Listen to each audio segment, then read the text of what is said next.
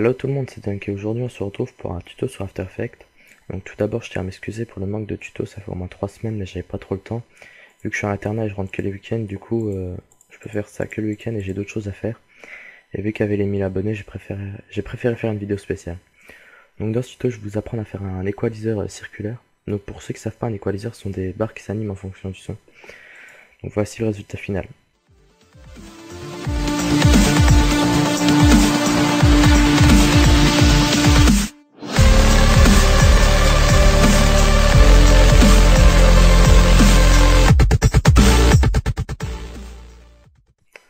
Donc c'est très simple, c'est parti, on va importer notre son. Donc pour cela vous double-cliquez ici, vous allez choisir votre son et vous cliquez votre son sur l'icône ici. Donc en fait ça va créer une composition à la même durée que le son. Ensuite on peut faire un clic droit dessus, paramètres pour changer de dimension, mais moi c'est bon. Donc j'ai mis HDV HTTV 720-25. Pas besoin de changer la durée, vous pouvez changer le nom comme vous voulez, moi je laisse comme c'est. Et dans cette compo, donc vous cliquez ici, on va créer un calque, donc calque, créer solide, que je vais appeler equalizer.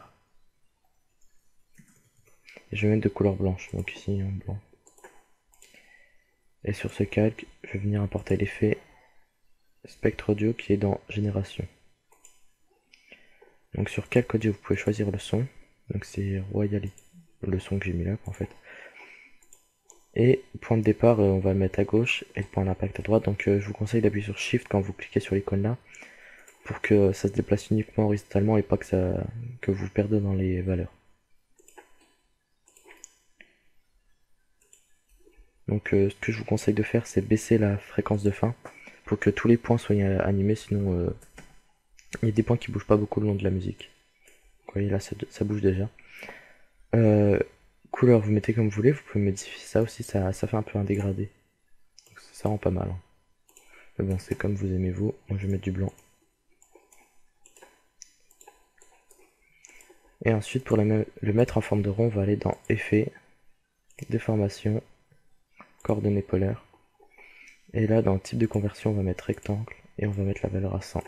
Et voilà, donc là si je fais une preview ça marche, hein, je vais vous montrer.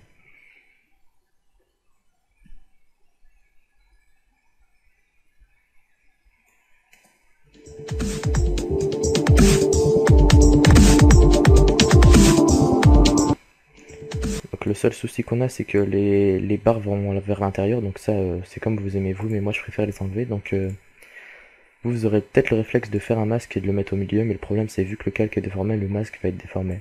Donc ce qu'il faut faire c'est supprimer le masque.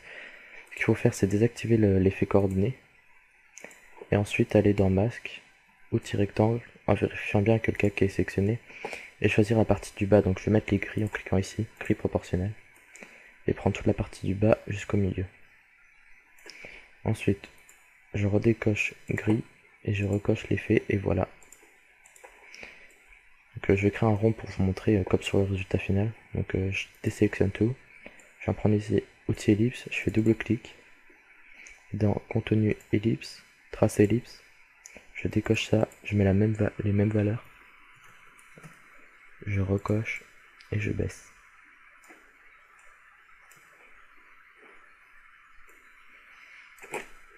Je vous fais une petite preview.